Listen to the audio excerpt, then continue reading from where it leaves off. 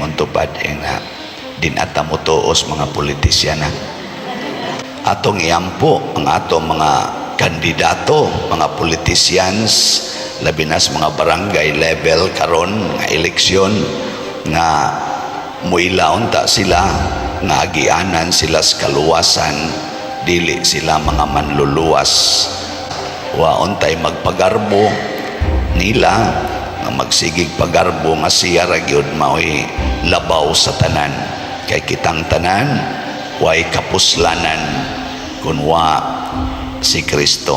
Muna anha kita motuos Ginoo dili sa mga politiko.